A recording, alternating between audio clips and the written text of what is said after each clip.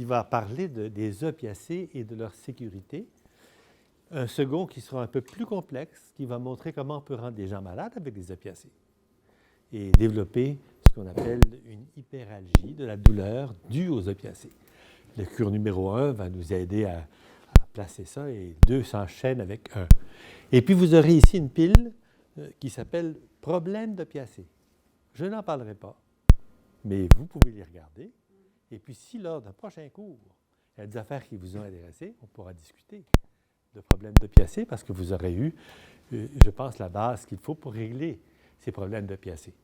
Pour nous, soit en soins palliatifs, les opiacés font partie des médications cardinales. On a absolument besoin des opiacés. Et on va comprendre pourquoi et comment bien les utiliser. Êtes-vous prêts à partir? Oui. C'est bien. Alors, elle s'est mise à respirer un peu irrégulièrement. Elle est devenue agitée. L'infirmière a passé sa tête par la porte. Elle a vu la situation. Elle a disparu. Une seconde plus tard, elle venait et elle donnait une injection, une piqûre. Elle est morte tout de suite après. Hey, c'est-tu ça qui l'a tué? J'avais été courageux, là. Je l'aurais empêché de leur donner cette piqûre-là. C'est sûr qu'ils ont fait du mal à ma maman, là. Ils le font déjà, ils donnent des opiacés, puis plus ils en donnent, plus les patients meurent. Hey, c'est une gang d'hypocrites. Dans le fond, là, c'est ça qui les tue. Les opiacés, je le sais, tout le monde le dit, c'est mauvais pour le cœur. Quand tu prends les opiacés, le cœur lâche, puis ça arrête. Est-ce que c'est possible que ce soit vrai? Ou est-ce que nous sommes devant une désinformation extrêmement répandue? C'est une partie de notre discussion d'aujourd'hui. Les opiacés sont mal compris du public, quelquefois mal compris des médecins. Quand je dis quelquefois, c'est parce que je suis gentil. Laissez-moi vous dire que c'est très souvent mal compris des médecins, qu'on doit par conséquent expliquer, contrer la désinformation afin de défendre les malades et les familles. Alors voilà ce qu'on va regarder. C'est quoi ça, les opiacés, et pourquoi on en a besoin? On va donc parler d'abord des opiacés que nous faisons nous-mêmes. On appelle ça des endorphines. Le mot endorphine vient du mot morphine, parce qu'on a trouvé la morphine bien avant que l'on sache pourquoi la morphine marchait. On a compris que la morphine marchait quand on a trouvé des substances qui ont le même effet que la morphine, mais qu'on fait nous-mêmes à l'intérieur de nous-mêmes. Comme c'est à l'intérieur, c'est endogène, on l'a donc appelé endorphine. Nous allons regarder les endorphines, les exorphines, les effets positifs et négatifs des opiacés, de la pharmacologie qui est différente chez l'homme sain et l'homme malade, pourquoi et comment, et la prescription de ces opiacés. Alors, les endorphines, la raison pour laquelle la morphine marche, c'est parce qu'elle s'attache au même récepteur que les endorphines que je fais. Donc, quand je fais les endorphines, elles ont un effet. Puis, si je n'ai pas d'endorphines, ou si j'ai des exorphines, comme de la morphine, ou les molécules de la famille des opiacés, ils vont avoir le même effet que les endorphines. Ces endorphines sont synthétisées dans mon cerveau, mon hypothalamus, mon hypophyse, mais aussi dans cet autre système nerveux différent, périphérique que nous avons dans le ventre. Dans le ventre, nous avons un système nerveux qui a toutes les mêmes modules neurones que nous avons là-haut et les mêmes récepteurs que nous avons là-haut. Et ce n'est pas par hasard que la morphine constipe. La morphine constipe parce qu'effectivement, les neurones du système nerveux digestif vont répondre, pas forcément exactement pareil, mais vont répondre aux endorphines. Alors, ces cellules de mon cerveau, hypothalamus, hypophyse, se mettent à synthétiser des endorphines. Puis là, ils les mettent dans les cellules qui servent de réservoir d'endorphines. Mon réservoir d'endorphines augmente. À un moment donné, quand c'est plein d'endorphines, bien, le neurone arrête d'en faire parce que la boîte est pleine. Et puis, on se met à les sécréter. Quand on les sécrète, la morphine, l'endorphine, sort de la cellule. La réserve baisse et la synthèse recommence. Et cette endorphine qui sort, elle arrive dans la circulation, se promène et s'en va un peu partout où elle va avoir son effet. Il y a donc une sécrétion locale Et il y a des concentrations locales autour de la cellule d'endorphine qui sont très différentes de la concentration dans la cellule. Donc, quand on veut regarder le système endorphine, il faut regarder le système qui est autour des cellules. Et qu'est-ce qu'ils vont faire? Trouver des récepteurs qui sont des récepteurs à la morphine. Il y en a au moins 4, ici je vous en donne 3. Mu, delta, kappa, ce sont les principaux. Et les endorphines, ce sont nos hormones du bien-être. Et c'est quand on a du bien-être, eh bien, on fait des endorphines. Quand on manque de bien-être, on les consomme. Il y a donc un équilibre entre la production et la sécrétion de ces endorphines. Si j'utilise les endorphines pour enlever ma douleur, puis que j'en fais aussi vite que je les utilise, je reste en équilibre. Si tout d'un coup j'ai du mal, bien, je me mets à utiliser beaucoup d'endorphines, puis là, ma réserve commence à descendre. À un moment donné, je peux être en déficit d'endorphines. Puis quand je deviens en déficit d'endorphines, j'ai un manque de sécrétion ou de production, et lorsque je deviens en déficit, et là, je ne me sens pas bien. Au contraire, je peux avoir une accumulation d'endorphines dans laquelle je vais avoir une espèce d'euphorie. Le meilleur exemple de ça, c'est les endorphines reliées à l'appétit. Mon cerveau, mes neurones de mon cerveau, sont en variation constante entre deux états. Le neurone béat et le neurone frustré. Le neurone frustré, par exemple, je commence à avoir un petit peu de faim. Je suis un lion de la savane, et puis je n'ai rien mangé depuis 3 jours. Je commence à dire quelque chose qui ne marche pas. Et voilà une petite odeur de gazelle. Je me mets à suivre la petite odeur de gazelle. Mon neurone frustré me pousse à chasser. Je chasse, je tue la gazelle, je la mange. 3 heures après, je marche avec le ventre qui traîne sur le sol tellement il est plein. Je n'ai plus faim du tout. Je cherche un arbre à l'ombre. Je m'endors. Mon neurone est devenu béat. Et ce neurone béat me donne une impression de bien-être, oui, et coupe tous mes besoins de me tourner sur mon entourage. Maintenant, je me tourne sur moi-même et je dors. Et puis 2 jours après, ayant bien dormi, d'un coup, je commence à... quelque chose se passe. J'ai de nouveau besoin de m'intéresser à mon entourage. Le neurone est en train de redevenir tranquillement un neurone frustré. Puis plus ça va, plus il va être frustré. Puis à un moment donné, il est tellement frustré que ce n'est pas demain la gazelle, c'est maintenant. Et là, je repars. Est-ce que vous comprenez ça? Cet exemple que j'ai pris pour la nourriture est vrai pour beaucoup d'autres choses, y compris pour nos états affectifs. Le fait que nous passions de la frustration à la béatitude est extrêmement positif parce que la frustration, c'est ça qui nous amène à interagir avec les autres.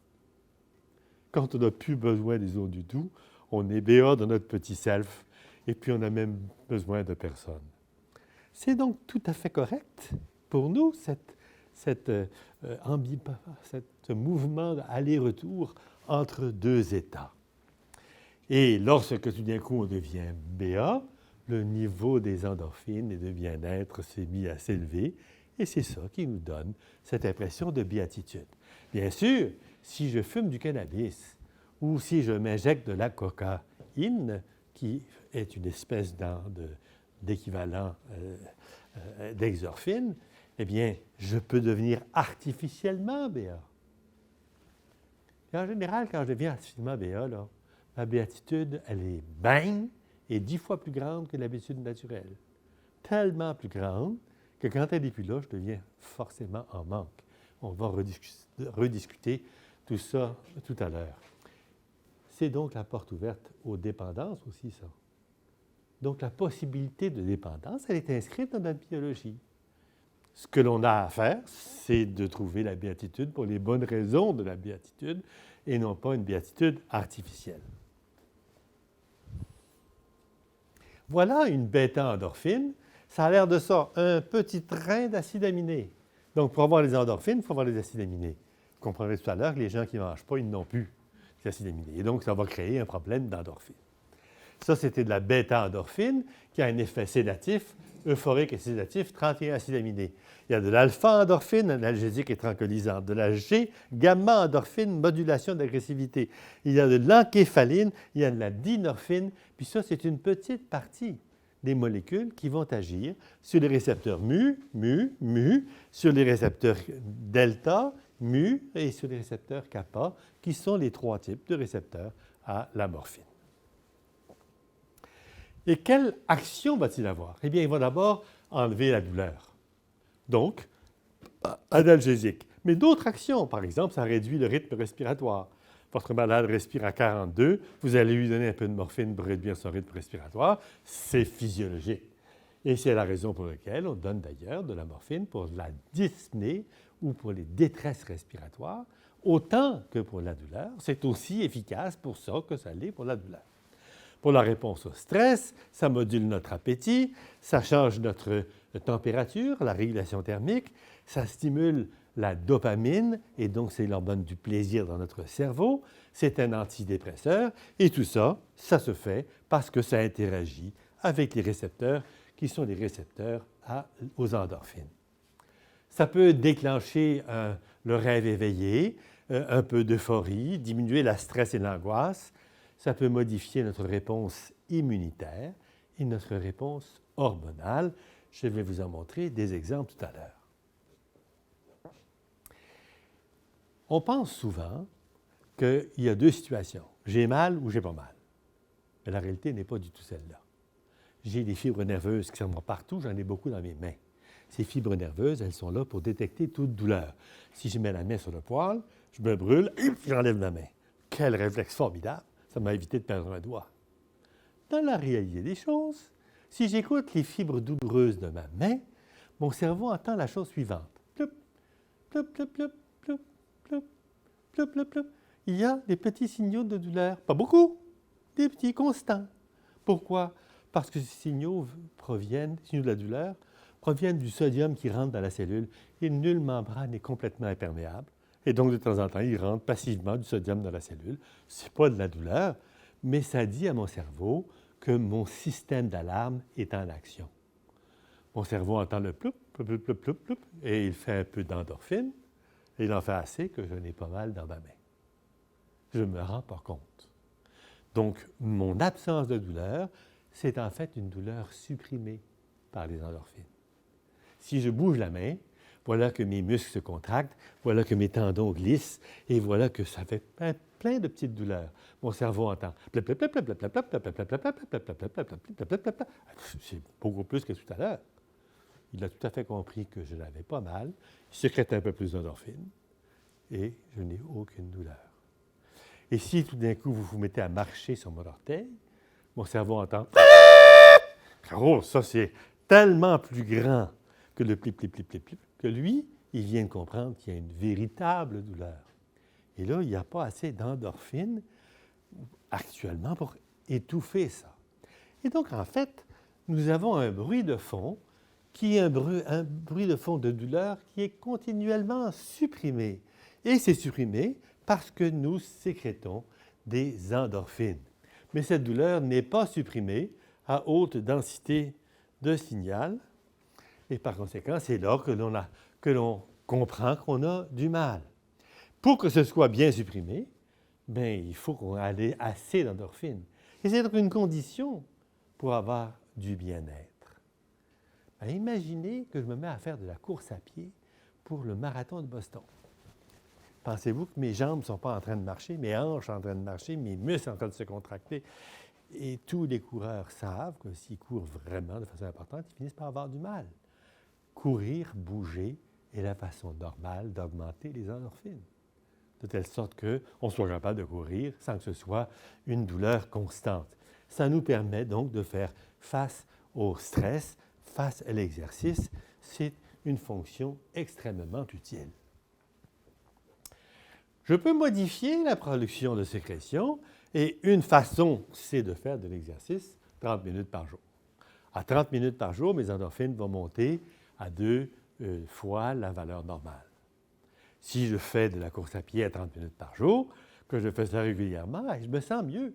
je suis plus résistant au stress, j'ai d'ailleurs un meilleur appétit, mon bien-être va mieux. Puis un beau samedi, il pleut, il fait froid, il y a du vent à 40 km/h, les feuilles s'en vont comme ça, puis je décide qu'il fait trop froid, puis j'y vais pas. Puis à 3 heures de l'après-midi, je n'ai pas couru, mais je me sens en manque.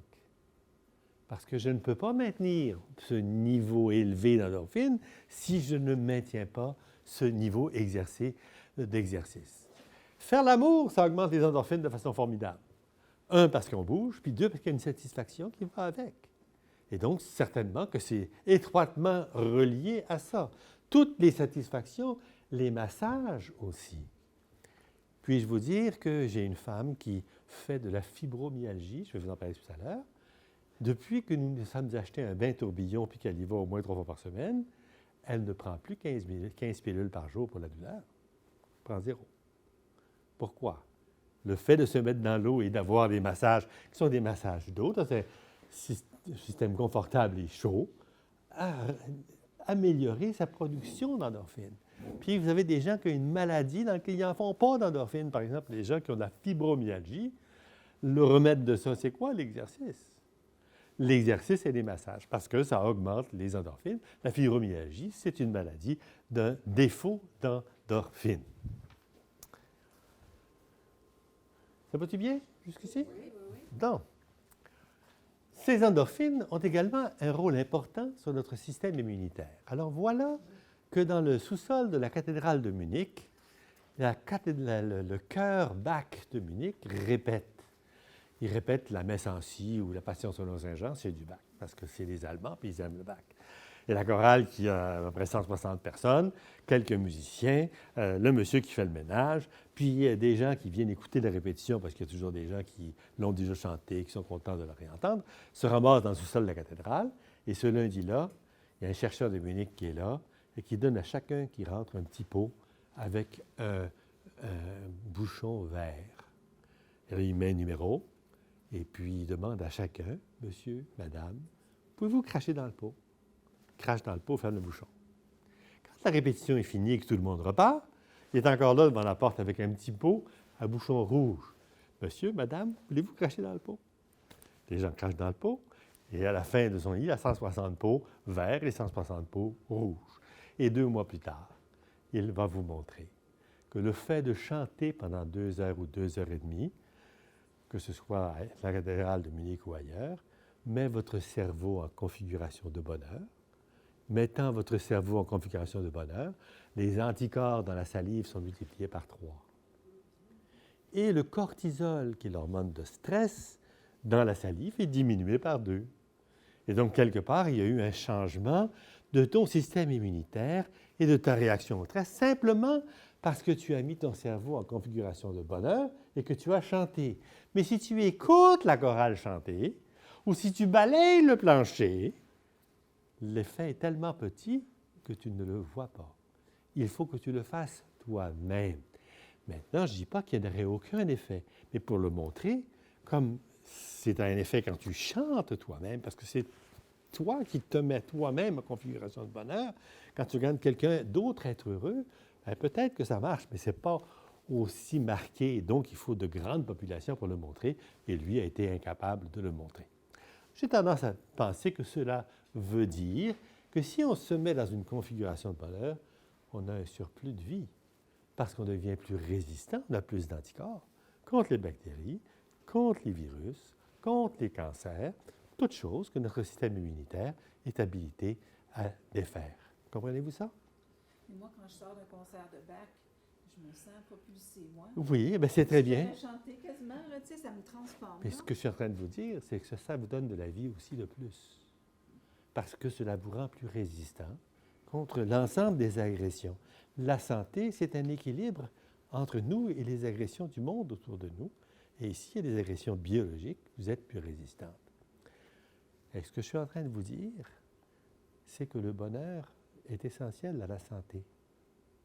Que si vous êtes malheureux, vous ne pouvez pas être en très bonne santé.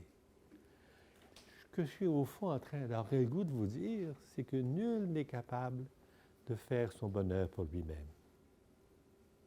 Nous ne pouvons que de cueillir le bonheur de la main de ceux que nous aimons. Cela veut donc dire que le bonheur qu'il me donne de la vie. Cela veut donc dire que la petite société de gens avec qui nous œuvrons, nous travaillons, nous aimons, nous donne de la vie et nous leur donnons de la vie. Nous sommes réellement, biologiquement dépendants de la qualité de notre monde relationnel. Right? Right? Pour moi, là, ça donne une vision très différente de la biologie. Voilà que la biologie intègre notre monde relationnel et c'est en partie par ça que ça se fait. Alors, si je n'ai pas de production d'endorphines, qu'est-ce qui arrive? Bien, je vous ai dit, les endorphines, ça marche beaucoup avec le mouvement. Prenez un malade qui rentre dans un lit ici à Victor-Gadebois, il ne bouge plus depuis je ne sais pas combien de temps. Vous le tournez dans le lit et il grimace. Puis vous lui donnez de la morphine. Pourquoi? Parce qu'il n'est plus capable d'enlever le petit ploup, ploup, ploup, ploup, ploup, ploup, ploup, ploup qui se produit quand on le tourne dans le lit. Et donc, on est obligé de lui donner des exorphines pour compenser le fait que les endorphines ne sont plus là. Comprenez-vous ça? Quelqu'un qui se brise une patte, qui ne bouge plus avec son plâtre, va avoir des douleurs. Quelqu'un qui a une maladie de Parkinson et qui devient raide comme une barre et qui marche comme ça, va avoir des douleurs. Et ils ne seront pas faciles. Et pour contrer ces douleurs-là, on va donner des exorphines. Quelqu'un qui ne mange plus, qui n'a plus d'acide aminé, comment est-ce qu'il fait pour synthétiser son petit train d'acide aminé là-haut, là? Il n'est plus capable. Donc, lui non plus, parce qu'il est en fin de vie qu'il ne mange plus, il n'est plus capable d'en faire. Et puis, il a mal parce que son cancer est là. Et puis, quand il a mal parce que son cancer est là, le cerveau envoie les endorphines pour essayer de réduire cette douleur-là, tant qu'il y en a. Mais quand il a tout envoyé et qu'il n'en a plus, il ne peut plus les envoyer. Et donc, il ne peut plus contrôler la douleur. Et on va donc avoir besoin d'exorphine pour faire face à cette douleur, à la mobilisation. Mais il faut bien savoir cependant que les endorphines se dégradent rapidement. Elles sont sécrétées et dégradées rapidement. Donc, il faut en donner tout le temps. Ça nous permet d'ajuster constamment notre niveau de sécrétion à notre besoin. On ne reste pas longtemps avec un surplus d'endorphines. Les endorphines ne sont jamais en surplus normalement. Quand on donne des exorphines, oui, on va le voir tout à l'heure. Mais quand on est normalement, non. Et il y a des enzymes dans notre sang qui viennent dégrader ces endorphines-là. Savez-vous que dans notre salive, nous avons une substance qui inhibe les enzymes contre les endorphines. C'est pour ça que quand il voit que le chien s'est pris le pied dans la patte, il se lèche là-dedans. Parce qu'en se léchant, il inhibe la destruction locale des endorphines et donc ça enlève une partie de sa douleur dans la main. Ce n'est pas une bonne idée pour les bactéries, parce qu'il y a plein de bactéries dans la bouche. Je ne vous recommande donc pas de faire ça. Mais je vous explique pourquoi le monde animal se lèche quand il a du mal. C'est parce qu'il maximise le temps, l'effet de ses endorphines. Quelqu'un comme ma femme qui a de la fibromyalgie souffre de fatigue chronique, de dépression, de douleurs qui sont migratrices. Ça fait mal ici, puis ça fait mal là, puis ça fait mal ailleurs. Pourquoi? C'est juste que de temps en temps, le plip, plip, plip, plip est plus grand à une place, puis que le plip, plip, plip, plip est plus grand à l'autre, puis que de toute façon, ils ne peuvent pas le supprimer. Et ils ont donc une douleur qui est migratrice en fonction des bruits de fond de notre système de la douleur. On peut manquer d'endorphines, par exemple, quand on les fait sortir brutalement. Si je prends un coup, au bout de 2 verres, je me sens bien. Je suis un petit peu gai, mes endorphines sont partout. J'ai une espèce de sensation de bien-être qui est formidable. Elle va chercher dans mes réserves d'endorphines, elle sort, sans compter. Le lendemain matin, la réserve est vide. J'ai mal à la tête. Puis je me mets comme ça. Parce que ça a supprimé ma synthèse d'endorphines. J'ai toutes sorti, mais je n'en ai pas refait. C'est vrai aussi avec des drogues. Et il faut donc, pour être fonctionnel, avoir non seulement la capacité de sécréter, mais aussi de resynthétiser les endorphines. Et si je ne le fais pas, bien, je deviens en manque. Si je suis immobile, déconditionné, dénutri, si j'ai des douleurs chroniques répétitives, qui vont de façon répétitive chercher les endorphines dans le pot à endorphines, bien, à un moment donné, il n'y a plus d'endorphines. Et je vais devenir plus sensible à la douleur et déprimé, parce que c'est lié aussi avec le monde des humeurs. Voilà 2 compagnons de cellules. Ils sont en camp de concentration depuis au moins 2 ans. Ils survivent parce qu'un a trop faim, l'autre lui donne une partie de son sandwich, et vice-versa. Le seul visage significatif dans cette cellule, c'est cet autre, qui est co-prisonnier dans la même cellule avec moi. Et voilà que cet autre, un beau jour, meurt. Celui qui reste devient très déprimé, se couche sur son lit de bois, il regarde le mur, puis 2 jours après, il est mort. Il est mort de quoi? Il est mort de pneumonie. Pourquoi il est mort? Avec tout ce qui maintenait la production d'anticorps, le petit peu d'endorphine qui restait, qui le tenait en vie, la dépression fait qu'il n'est plus produit. Et il est mort de pneumonie. Parce qu'on est tous habités par des bébites, puis là, il est habité par des bébites, et il a fait une pneumonie, et il est mort. Est-ce que c'est un hasard que quand on prend sa retraite, 3 ans après, on trouve un cancer? Est-ce que c'est un hasard quand on voit nos malades arriver, on a une médecine palliative, et qu'on leur demande de raconter leur vie? Ils racontent que dans les 5 années avant l'apparition du cancer, il s'est passé quelque chose. Il y a eu une séparation, il y a eu un drame, il y a eu une mort, il y a eu un décès, il y a un enfant qui s'est suicidé. Et puis 5 ans après, bing!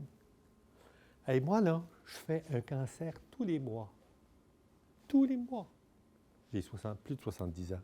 Je tue un cancer tous les mois parce que mon système immunitaire marche bien, parce que je ne suis pas un homme malheureux. C'est super efficace. Je deviens déprimé.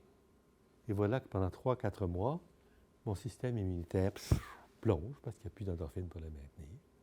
Quand je sors de ma dépression, le petit cancer était gros comme ça, est devenu maintenant gros comme ça, et mon système immunitaire n'est plus capable de le tuer. 2 ans après, je suis chez l'oncologue avec une masse et en train de prendre des traitements pour le cancer. Au fond, la relation entre des maladies qui sont normalement éradiquées par un système immunitaire constant et la dépression, c'est important. Si je voulais aller un petit peu plus loin, je vous dirais, savez-vous pourquoi vous êtes important en santé publique? Parce que vous permettez que le deuil ne soit pas un deuil pathologique pour les gens qui restent quand leur papa, leur maman est morte. Vous avez fait en sorte qu'ils ne soient pas déprimés pendant 3 mois, mais que graduellement, ils acceptent que chacun sur cette terre mourra un jour, nous aussi, et qu'il y a là-dedans une compréhension de l'humanité qui vient de faire un saut de plus, de s'élargir plus grand, et puis qui accepte que nos parents nous sont prêtés, et seulement pour un temps. Et si, grâce à vous, ils peuvent faire ce bout de chemin-là, bien, ils ne feront pas un cancer dans 3 ans. Donc, les soins palliatifs ont un effet formidable sur la santé publique en empêchant les gens de devenir malades parce qu'ils auront vécu la mort d'un des leurs de façon moins traumatique. Puis quand on manque d'endorphine, ben on peut en prendre des artificiels. Il y a des gens qui vont en prendre, plein de gens qui bouffent des opiacés de façon inappropriée, ils n'ont pas de besoin, ou qui vont rechercher avoir cette espèce de bien-être avec l'alcool, avec toutes sortes de choses. Le résultat de ça, c'est que plus on abuse de réalité artificielle, moins on est content, moins on est heureux. Et surtout, quand on fait de l'abus, on s'amène surtout avec des niveaux très élevés d'endorphine. On s'habitue à un niveau très élevé d'endorphine. Pour nous, pour c'est bon, il faut que le niveau soit très élevé. Manger tous les jours, c'est très important. Faire un festin tous les jours, c'est terrible. Plus rien n'est bon. Et il y a plus de 4000 ans, il y a un petit Chinois qui a dit, savez-vous, si vous voulez être heureux, là, faites un petit jeûne de temps en temps. Pourquoi? Parce que quand vous faites un petit jeûne de temps en temps, vous manquez de cette satisfaction par excès qui ne vous donne plus de plaisir. Et donc, tranquillement, vos neurones se remettent à afficher des récepteurs. Il n'en avait plus un seul pour se protéger contre un excès d'endorphine. Maintenant, il en affiche. Et là, le ciel devient plus bleu, l'herbe devient plus verte. Et puis l'œuf à la coque que je viens de manger, comme c'est bon. Et cette tranche de pain grillé, comme elle est bonne. Pourquoi n'était-elle pas bonne avant? Parce qu'on avait fait un excès dans la consommation. Donc, au fond, quelque part, on veut trouver un équilibre dans lequel nous produisons des endorphines, mais naturellement, pas de façon excessive, et garder une sensibilité physiologique à des endorphines normales. Et si je fais de la dépendance, alors je suroccupe mes récepteurs.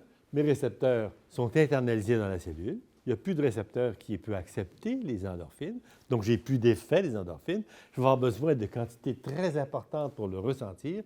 Puis là, j'ai besoin d'aller chercher mon dealer parce que je ne suis pas capable de faire assez d'endorphines pour avoir cet effet-là. Savez-vous que les gens qui sont hookés à des médicaments de cette nature, la première fois qu'ils sniffent du coke, il y a un effet comme électrique, ploum, un effet absolument extraordinaire qu'ils n'ont jamais eu avant parce qu'ils se mettent à utiliser tous leurs récepteurs qui n'attendaient pas cet effet-là. C'est tellement puissant qu'ils vont passer le reste de leur vie à retrouver ça. Et ils ne le retrouveront jamais. Et c'est parce qu'ils essayent de le retrouver qu'ils deviennent hookés à ces choses-là. Pourquoi ils ne le retrouvent jamais? Parce que la cellule se défend contre un excès d'endorphines ou de substances qui sont comme des endorphines. Ceci nous permet de regarder maintenant que les endorphines sont effectivement de puissants analgésiques avec une demi-vie relativement longue. Quand ça marche longtemps. Je suis un coureur au marathon de Boston. Il y a 4500 coureurs avec moi. Je commence à partir à 9 h le matin, la course finit à midi. À 11 h, je marche sur une roche. Je continue à courir. J'arrive dans les 20 premiers, ce qui est formidable. À 3 h, j'ai mal aux pieds. À 8 h, mon pied est enflé. Je m'en vais à l'urgence. Il faut une radiographie. Il me dit, savez-vous, vous avez une fracture d'un os du pied. Et pourquoi je n'ai pas eu mal avant? Et là, il se rappelle, à 11 h, j'ai marché sur une roche. Que s'est-il passé? La course a augmenté l'endorphine. C'est comme s'il avait pris de la morphine. Et il a été libre de toute douleur tant que l'endorphine n'a pas commencé à descendre et ça a pris du temps. Les endorphines ont un effet antidouleur relativement long. Il y a d'autres hormones qui sont des analgésiques à action courte, beaucoup plus courte. Le soldat sort du champ de bataille, Première Guerre mondiale, en tenant ses entrailles dans ses mains. Un shrapnel a ouvert sa paroi abdominale, les anses sont sorties, il s'en va en dessous d'un arbre.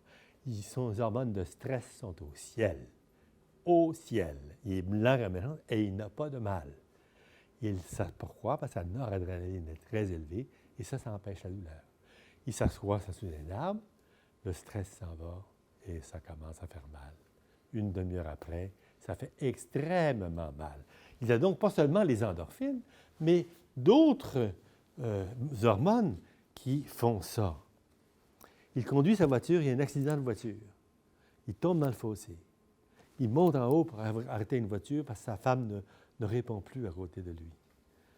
La voiture arrête, on appelle l'ambulance, tout le monde arrive à l'hôpital. On se rend compte qu'il a les 2 jambes cassées.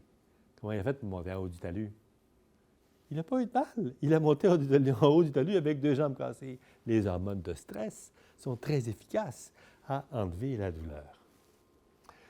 Ça fait partie d'un mécanisme formidable qui nous a gardés en vie. Parce que figurez-vous que lorsque le tigre sort de la forêt et que vous sentez l'air chaud de sa respiration sur vos mollets, vous avez l'impression que vous devez vous sauver très vite. Les hormones de stress montent au ciel et il enlève la douleur au cas où vous vous battez avec le tigre et qu'il vous laboure les flancs avec ses griffes. Donc, vous voulez ne pas avoir mal. Mais vous allez également avoir une habileté à courir plus vite que vous n'avez jamais couru. Puis j'ai bonne nouvelle pour vous, le prochain cocotier n'est pas si haut que vous pensiez parce que vous êtes rapidement rendu en haut. Pourquoi? Parce que vous vous êtes habitué à ça. Vous avez ces hormones de stress qui vous ont aidé. Et c'est très utile pour nous, ça. Ça existe. Mais nos malades vivent avec ça aussi. Et quelquefois, lorsqu'ils sont obligés d'avoir des protocoles de détresse, tout ça est mis en branle. Ça, c'est un neurone de la corne postérieure. Et ce neurone de la corne postérieure, il reçoit continuellement des signaux de douleur. Ces signaux peuvent être modulés. Ils peuvent être modulés par quoi? par l'adrénaline, la noradrénaline. Je vais vous montrer que l'hormone de stress, ça n'agit pas longtemps, mais quand ça agit, c'est puissant. Par les endorphines, qui vont agir sur les récepteurs à la morphine. Et avec les endorphines, vous allez voir le NO, le GABA, la dynorphine, les encéphalines, etc., qui viennent agir sur les récepteurs mu, delta, kappa, aux opiacés. Et c'est ainsi que nous réglons la façon dont nous sentons la douleur. Alors, si j'ai très, très mal, voilà que le nerf arrive ici au niveau du neurone de la corne postérieure et il envoie des signaux. Et ces signaux-là vont transmettre la douleur au cerveau. Mais si les opiacés sont là, ils vont régler la vitesse de transmission des signaux. On verra ça dans l'heure qui suit.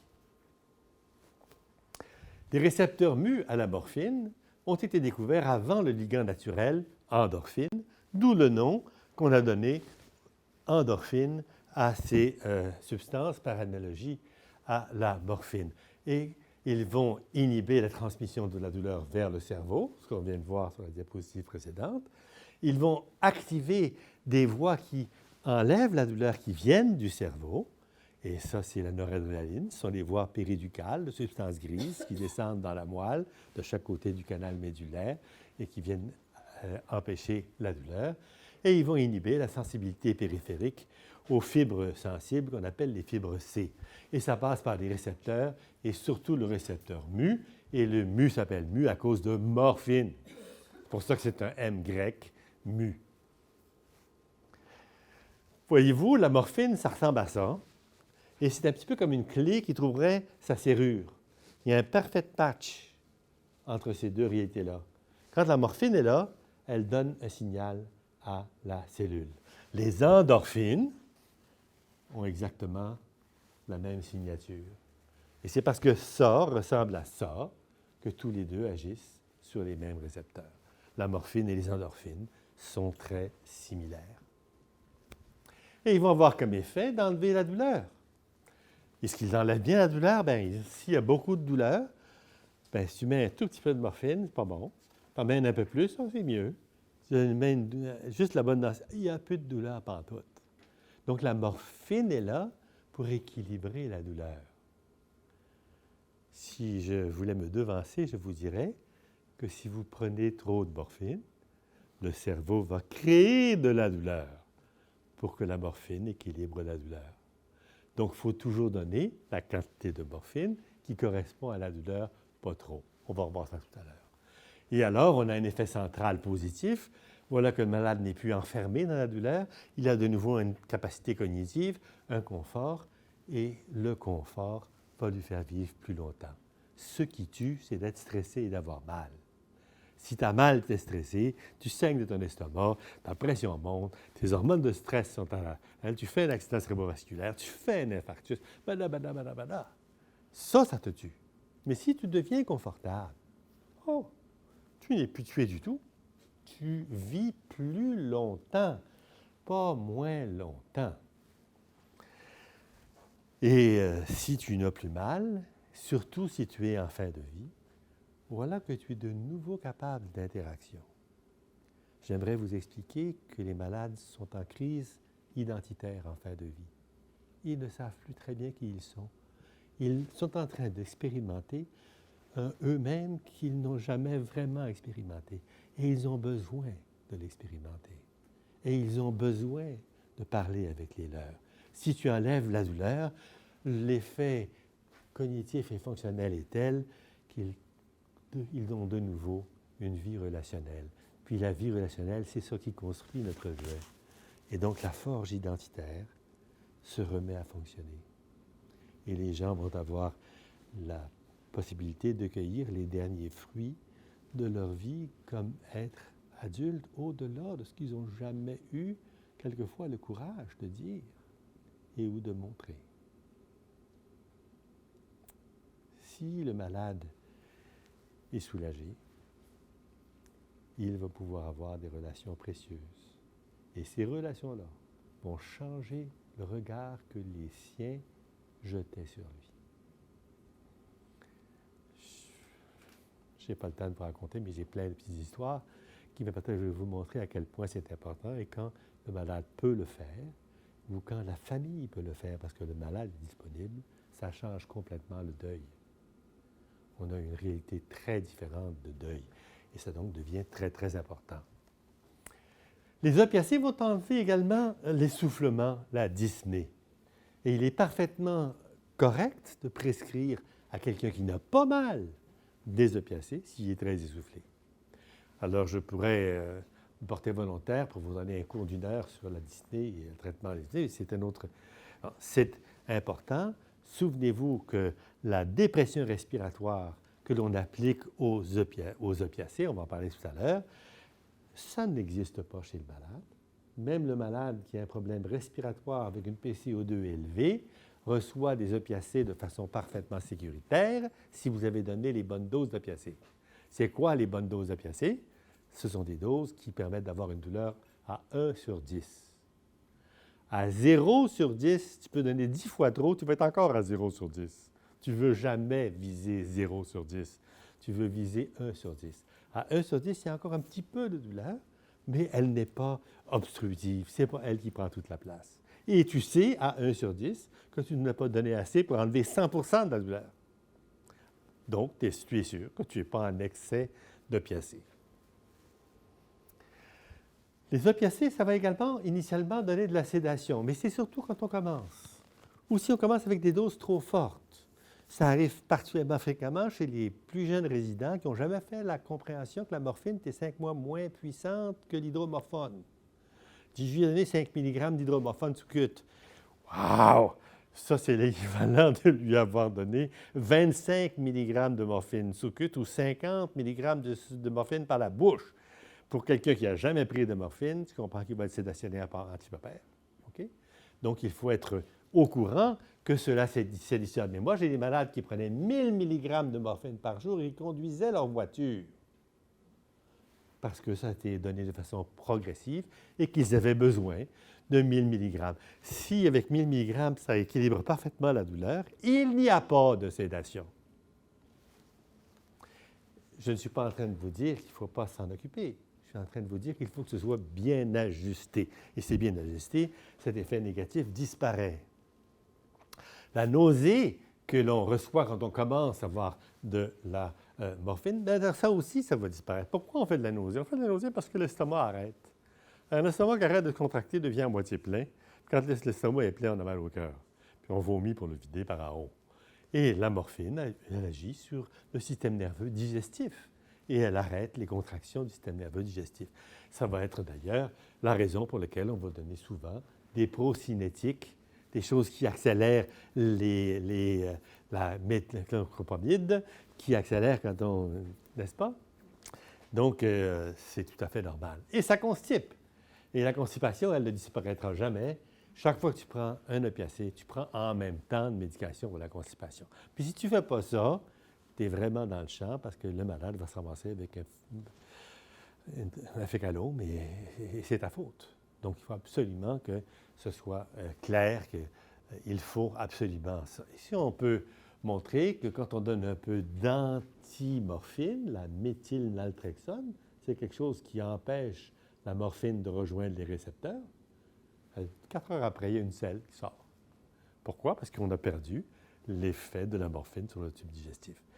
Je vous assure que ce n'est pas une bonne idée de donner de la méthylnaltrexone. Une selle qui coûte 200$, c'est très cher la selle. Alors que si tu donnes un petit peu de colasse, puis un petit peu de Laxaday, et exactement, c'est ce que je cherchais, la selle va te coûter 10 cents, la selle. Alors, entre 200$ et 10 cents, on serait mieux avec le 10 cents. Prenons les choses simples. C'est utile de voir cependant que ça marche avec ça aussi. Oui, ça marche avec ça aussi, mais on n'a peut-être pas besoin d'utiliser ça tout le temps. Et puis, on peut devenir tolérant. Qu'est-ce que ça veut dire devenir tolérant? On va voir ça dans le deuxième cours. Mais si on élève les taux d'endorphine en dessus du taux requis pour la douleur, bien, le cerveau se met à avoir un excès d'endorphine. Comment il va, ou d'exorphine. Comment il réagit à ça? Bien, il réagit en enlevant les récepteurs. Si tu as 2 fois moins de récepteurs, ça va prendre 2 fois plus d'exorphine pour avoir le même effet. Puis si tu as 10 fois moins de récepteurs, Ça va prendre 10 fois plus de morphine pour avoir le même effet. Et donc, si on donne trop de morphine, on désensibilise les récepteurs et ceci se produit très peu ou pas chez le patient tant qu'il est souffrant. Mais quand il est plus souffrant, là, tu peux donner un excès de morphine. On recherche donc 1 sur 10 et quand on fera une escalade des doses, eh bien, il faut qu'elle soit à la suite d'une escalade de la douleur ou de la dyspnée. Elle suit la douleur et la dyspnée. Et c'est pour ça qu'on a utilisé les entredoses pour aller de façon progressive à une augmentation jusqu'à ce qu'on obtienne un contrôle approprié de la douleur. Et c'est pour ça aussi, nous n'aurons pas le temps d'en parler beaucoup maintenant, que l'on va faire une rotation d'opiacés, parce que lorsque le malade a reçu plein d'opiacés A, morphine, et qui ne répond plus aux opiacés A, parce qu'il y en a eu à un moment donné trop. Il a tout internalisé les récepteurs A, tu donnes encore l'opiacé A, ça ne peut être de maudit effet, parce qu'il s'est sensibilisé. Mais si tu donnes l'opiacé B, alors les récepteurs AB, eux, ils n'ont pas été internalisés. Ils sont naïfs et ils vont répondre parfaitement à B. Et quand tu fais ta rotation, tu ne donneras pas la même dose équivalente, tu vas donner 60 ou 70 de la dose antérieure, parce que tu sais que ça va être tout d'un coup beaucoup plus actif, puis tu ne vas pas te mettre à internaliser les récepteurs B. Quand tu as passé à la médication B, bien, au bout de 10-15 jours, tu retrouves un effet naïf pour A, parce que tu n'as plus de A dans le système. Et donc, heureusement, on n'a que 4 à peu près opiacés qu'on utilise constamment, mais on peut faire des rotations entre ces 4 pour toujours en avoir un pour lequel le malade est comme naïf. Ce conseil est donc important. N'en donnez pas trop, et quand vous pensez qu'il y en a trop, faites une rotation. Lorsque certains malades vont avoir, quand ils commencent, du prurite, quand ils commencent la morphine, ils se grattent tout le temps. Pourquoi? Parce que la morphine et les opiacés ont comme conséquence de faire une dégranulation des basophiles. Ça, c'est un intermédiaire qui arrive dans l'allergie. Les gens sont sûrs qu'ils sont allergiques, mais ce n'est pas vraiment de l'allergie. Une vraie allergie, c'est autre chose que ça. Et c'est donc très rare que tu aies un phénomène qui ressemble à l'allergie, mais ce n'est pas vraiment de l'allergie. Et en fait, je n'ai jamais vu un seul malade allergique aux opiacés. J'ai vu des malades qui ne répondaient pas bien, ou j'ai vu des malades qui en ont eu trop. Mais une véritable allergie, je pense que j'ai à peu près jamais vu ça. Et puis, certains malades vont avoir du délirium. Les opiacés agissent sur mu, delta, kappa. Dans delta, kappa, il y a des effets déliriogènes. Et donc, il y a des gens qui ont une susceptibilité personnelle aux opiacés qui peuvent devenir délirieux s'ils ont affaire à trop d'opiacés. Addiction, on ne vient jamais en addiction. Il n'y a aucun danger de mettre quelqu'un en addiction à la morphine si le soulagement est 95 complet. Mais s'il est 250 complet, oui. Et donc, il n'y a aucun problème à prescrire des opiacés à quelqu'un qui en a besoin. Il peut repartir de chez vous, puis il ne sera pas opiomane, d'aucune façon. Mais il faut évidemment que vous ayez traité de façon appropriée, c'est-à-dire que vous soyez à 95 de la douleur. Donc, les malades souffrants et palliatifs ne deviendront jamais en addiction. La peur des addictions est dangereuse, assez dangereuse que j'ai vu des malades qui réclamaient constamment leur médication. Ils réclamaient leur médication parce qu'on ne leur en donnait pas assez. Il y avait du mal tout le temps, puis quand la morphine descendait, il y avait encore plus mal. Donc, 2 heures après qu'ils aient eu leur morphine, ils demandaient, puis là, les personnels soignants qui ne comprenaient pas ça, disent « ben c'est un addict ». C'est pas un addict, c'est un pseudo-addict. C'est un malade qui manque de médicaments. Il a encore mal malgré sa morphine. Alors, écoutez-le bien. Puis s'il y a vraiment du mal, mesurez sa douleur. 1 sur 10, 2 sur 10, 5 sur 10, 10 sur 10.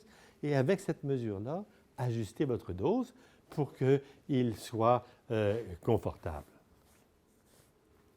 Bien sûr, il y a des gens qui vont avoir des attitudes manipulatrices et qui vont soulever la suspicion des soignants. Bien sûr, il y a des gens qui ont été des consommateurs puis qui viennent tout d'un coup de retrouver, avec l'occasion où on a donné 95 ou 102 le petit buzz et se mettent à demander de la médication pour d'autres raisons que pour soulager la douleur. on va rencontrer ça. Puis d'autant plus qu'il y a plus de gens qui sont des addicts dans le public. On reconnaît souvent ces gens-là parce que les autres regardent leur montre. Puis ils disent, il est 3h58, je dois avoir ma dose à 4h00. Où est-elle? C'est très rare que la douleur